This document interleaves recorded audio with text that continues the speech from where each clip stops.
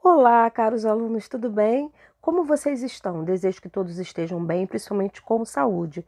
Eu sou a professora Fernanda Caldas de Química e vamos continuar os nossos estudos online. Hoje nós vamos falar um pouquinho mais sobre as misturas homogêneas, que são as soluções. Então vamos ao nosso conceito.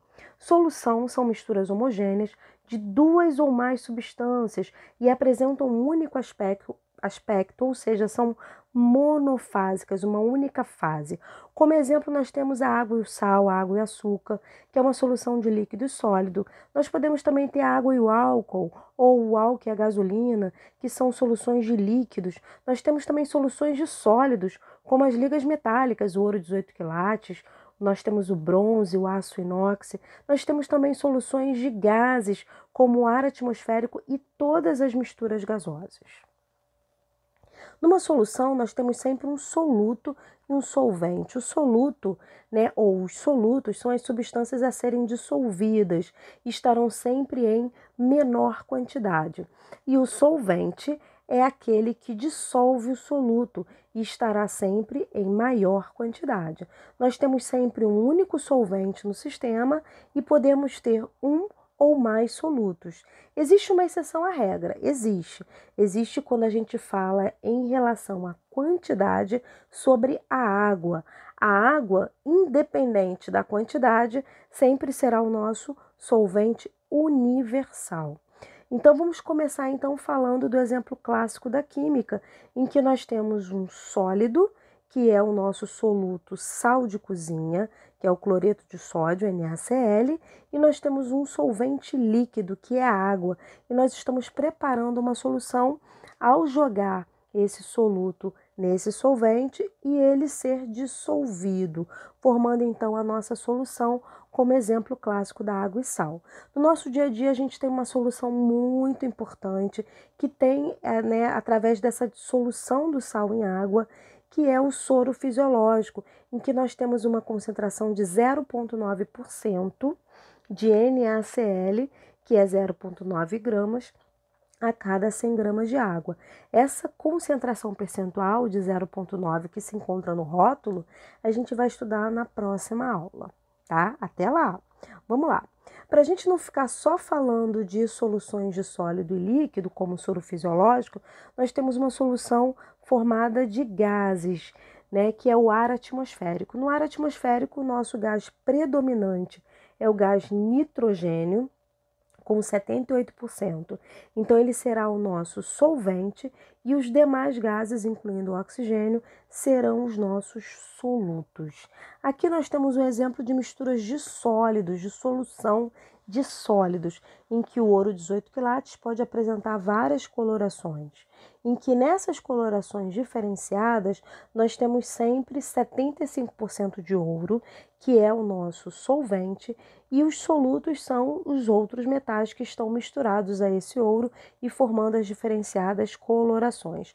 Então, por exemplo, no ouro, que nós temos aí como ouro vermelho, 75% de ouro é o nosso solvente e os 25% de cobre é o nosso soluto. Nós temos agora, ele chegou, o exemplo da água como solvente universal, porque independente da quantidade, ela é classificada dessa maneira. Então, no álcool 70%, nós temos 70% de álcool e 30% de água. E a água é o nosso solvente universal e o álcool será o nosso soluto. No próximo exemplo, falando novamente sobre o álcool, nós temos agora somente 4% de água, mas mesmo assim a água continua sendo o nosso solvente e o álcool o nosso soluto. Coeficiente de solubilidade. Por que a gente estuda o coeficiente de solubilidade? Porque a gente precisa saber qual é a quantidade máxima de soluto que se dissolve numa quantidade padrão de solvente numa temperatura e pressão determinada. Então, por exemplo, eu tenho um preparo da minha água com sal, tá? Então, eu quero descobrir o quanto de sal eu posso colocar para aquele volume de água. Então, eu preparo a minha solução colocando esse soluto em água, dissolvendo esse soluto e formando a solução. Para que ela seja uma solução saturada, ou seja, aquela que eu estou utilizando a quantidade certa de soluto presente em 100 gramas de água, eu tenho que ter como referencial esses valores. Na nossa tabela nós temos a temperatura aumentando de 0 a 70 e as quantidades de sais, né, de sal, de NaCl, também aumentando. Então eu começo com 35,7 e vou até 37,8 gramas de sal com o aumento de temperatura. Então nós temos um gráfico que representa, além do sal de cozinha, outros sais, mas eu vou prestar mais atenção agora, nesse momento, no meu sal de cozinha, que é o NaCl, que está representado em roxo, né? Ou rosa pink. Nesse meu gráfico em rosa pink, que é do NaCl, eu vejo que eu tenho um aumento, né, da solubilidade, mas numa forma quase que linear. Isso é bacana por quê? Porque o sal de cozinha, ele então é um sal que ele aumenta a solubilidade de uma forma quase que linear, mostrando que eu posso aquecer a minha comida, o meu alimento, que eu não vou estar variando tanto a minha solubilidade desse sal, transformando esse meu alimento em algo muito salgado. Tá? Os demais sais que a gente observa no gráfico, né, a gente vê que já tem um comportamento diferente do NaCl, em que o aumento de temperatura aumenta a solubilidade. Nessa sequência agora de sais, nesse gráfico, nós temos novamente o comportamento quase linear do NaCl, mas nós temos uma grande curiosidade nesse sistema, que é o sal de cério, que é o sulfato de cério. Nesse caso aí eu tenho a diminuição da solubilidade desse sal com o aumento da temperatura, bem diferente dos demais gráficos, né, com exceção do NaCl, em que nós temos o aumento da temperatura, aumentando também a solubilidade, né, que é o sal de sódio, de potássio e de amônio. Vamos lá, para a gente pegar um outro exemplo diferente do NaCl, nós temos o KNO3, que é o nitrato de potássio, em que o aumento de temperatura aumenta bastante a solubilidade desse sal, indo de 13,3 até 249 gramas a cada 100 gramas de água. Aqui nós temos dois sais, o cloreto de potássio e o carbonato de lítio. No cloreto de potássio, a gente observa um aumento de temperatura e o aumento da solubilidade. Já para o carbonato de lítio, a gente observa ao contrário, o aumento de temperatura diminui a sua solubilidade, passando a ser 0,1, né, praticamente 0,108 gramas de sal com aumento da temperatura desse meu sistema. Então, o comportamento dos sais varia de acordo com a qualidade, de acordo com a característica físico-química desse sal. Aqui nós temos um gráfico que envolve vários sais, novamente o NaCl. Nós temos agora um sal de lítio, que tem uma diminuição também de solubilidade com aumento de temperatura, de uma forma não tão acentuada quanto o sal de cério, como nós vimos anteriormente, mas diminui a solubilidade. Nós temos um comportamento bem diferente do sulfato de sódio, que está representado em vermelho, em que nós temos inicialmente um aumento de solubilidade e posteriormente uma diminuição, formando um Vzinho ao contrário. E nós temos os sais de nitrato de prata, potássio e sódio, né, que são gráficos crescentes, que mostram aumento de temperatura e o aumento da solubilidade. E aí, como é que a gente vai descobrir quando isso vai acontecer com os sais? A gente tem que ficar tentando adivinhar? Não. A gente tem dados tabelados e esses dados tabelados, eles vão informar para a gente, com o aumento da temperatura, como é a característica da solubilidade de cada um desses sais. Ninguém tem que decorar isso.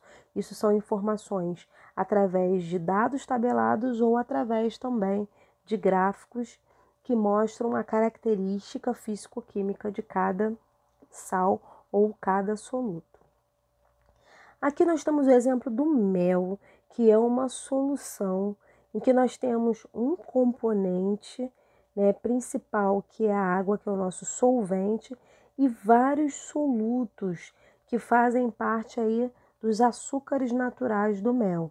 Então, a composição básica do mel tem a água como solvente, nós temos os açúcares do mel e que os principais, né, solutos são a frutose e a glicose, porque estão em maior quantidade. Se a gente pega, então, esse nosso mel, que é uma solução, e coloca em geladeira, a gente vai estar diminuindo a temperatura do sistema e a gente diminui a solubilidade desse mel. E esse mel, então, ele fica craquelado ou forma grumos. Então, é um exemplo bem bacana, bem comum no nosso dia a dia, que se a gente colocar, então, esse mel em geladeira, que é um mel quase puro ou puro, a gente observa a diminuição da solubilidade, mostrando para a gente que é importante a gente definir a temperatura e a pressão do sistema para discutir a solubilidade daquele soluto ou daqueles solutos. Vamos falar sobre soluções insaturadas ou não saturadas. A gente está falando aí sobre o coeficiente de solubilidade, né? Se o sal se dissolve ou não, com aumento de temperatura. E a gente, para uma determinada temperatura, pode estudar o quanto a gente adicionou de soluto numa determinada quantidade de solvente. Então, a solução insaturada ou não saturada, a gente colocou menos soluto do que o necessário para atingir o coeficiente de solubilidade. Então, por exemplo, se a gente voltar lá na tabela do NaCl, a gente vai ver que a 20 graus Celsius a gente tem 36 gramas de sal dissolvendo em 100 gramas de água. Se a gente utiliza 15, como está sendo exemplificado, esses 15 gramas é uma quantidade menor. E com isso, essa minha solução ela vai ficar com menos sal do que o necessário. É como se a gente estivesse preparando aquele suco de pozinho em que a gente utiliza pouco pozinho. E aí a gente fala assim, nossa, que suco aguado, que suco ralo, que suco, que suco sem graça, né? Porque a gente está preparando uma solução insaturada ou não saturada. A gente está colocando menos soluto do que o necessário para aquele solvente, tá? Solução saturada é aquela que eu usei a quantidade certa de solvente para aquele soluto, para aqueles 100 gramas de soluto. Então, eu estou fazendo o dever de casa, eu estou utilizando a quantidade correta. Então, por exemplo, vamos imaginar, né, uma situação diferente do que eu acabei de falar. Agora a gente está utilizando 50 gramas de sal em 100 gramas de água a 20 graus Celsius. A gente já sabe que o dever de casa é usar só 36 gramas. Se a gente está usando 50, a gente vai ter um excedente de 14 gramas que vai ser o corpo de fundo ou precipitado. Então a gente passa a ter uma solução saturada com precipitado. Quer ver um exemplo disso no nosso dia a dia? É muito fácil. É só a gente lembrar daquela água com açúcar que dão quando a gente está nervoso, né? Pega lá um copo de água com açúcar. É aquele açúcar em excesso, aquele açúcar que a gente mexe com a colher e não dissolve mais. A gente utilizou tanto açúcar que esse açúcar não se dissolve mais, formando precipitado ou corpo de chão. Ou seja, a gente excedeu o coeficiente de solubilidade dessa solução usando açúcar demais. Então, nós podemos ter duas situações. No primeiro momento, a gente utilizou a quantidade certa de soluto para 100 gramas de água, formando uma solução saturada. Depois, a gente pegou esse mesmo soluto e utilizamos uma quantidade maior, agora são 50 gramas. E aí, com isso, eu continuo dissolvendo os 36 em água e o restante, que são os 14 gramas, eu passo a ter então como precipitado ou corpo de chão. Então, o corpo de chão ou precipitado é a quantidade de soluto que não se dissolve no solvente, aí ela vai ficar no fundo do recipiente. Solução supersaturada é aquela que eu utilizei muito mais soluto do que eu deveria para as condições normais de quantidade de solvente e temperatura.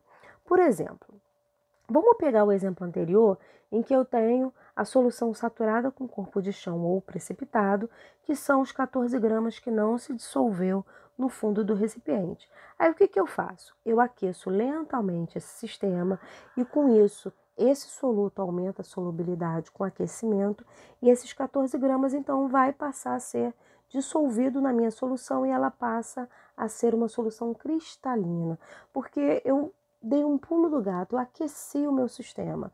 E com isso eu tenho muito mais soluto do que o necessário para aquela determinada quantidade de solvente, formando então uma solução supersaturada. Só que essa solução supersaturada, ela é instável.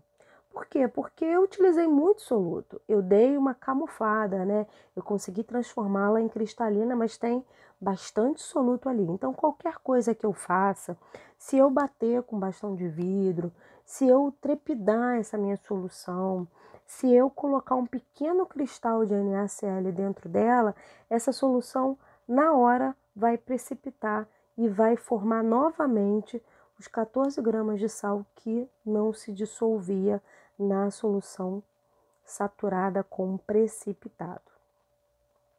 Aqui nós temos então uma curva mostrando o comportamento desses três tipos de soluções. Nós temos em cima da curva, nos pontos vermelhos, todas as soluções saturadas. Como é que eu sei que a solução está saturada? Eu vou lá na tabela e vejo qual é a quantidade máxima de soluto para aquela determinada quantidade de solvente. Então, são as minhas soluções saturadas. Na minha região em cinza, eu tenho as minhas soluções insaturadas. São os sucos aguados, diluídos, sem graça, em que eu usei menos soluto do que o necessário. Na minha região em branco, eu tenho acima da curva, eu tenho as minhas soluções supersaturadas. Eu usei muito soluto do que o necessário para o meu solvente. Aqui nós temos um gráfico mostrando três pontos, o ponto A, o ponto B e o ponto C. No ponto B, eu tenho uma solução que eu afirmo que ela está saturada. Eu utilizei a quantidade certa de soluto para o solvente. Na solução C, eu já digo que ela está insaturada. Eu utilizei menos soluto do que o necessário para 100 gramas de solvente. No meu ponto A, eu estou com uma solução supersaturada. Eu usei muito soluto para aquela determinada quantidade de solvente, ok? Vamos então pensar em tudo que a gente está estudando até agora? Vamos fazer as nossas interrogações. Vamos passar para as nossas atividades. As nossas atividades de hoje serão os exercícios em aula e para casa que estão na apostila de vocês e no conteúdo de vocês, né? Os exercícios são, 4 e 15 com justificativa. Atenção, vocês vão responder todos esses que estão aí, mas o número 4 e o número 15, eu preciso da justificativa dos itens corretos de cada um deles. E no número 6, já no para casa, eu preciso então das nossas respostas do item B, da nossa resposta do item B, com os cálculos, tá bom? Gente, muito obrigada por ter assistido minha aula, tá? E aí nós teremos os momentos para dúvidas, para fazer exercícios aí durante todo esse nosso momento que a gente está aprendendo cada vez mais, né? Que a gente precisa se cuidar e ficar em casa. E com isso a gente vai aprender e vai crescer e vai se modificar a cada dia, tá bom? E sempre para melhor, tá? Qualquer dúvida estamos aí. E obrigada mais uma vez por ter assistido a minha aula. Beijos!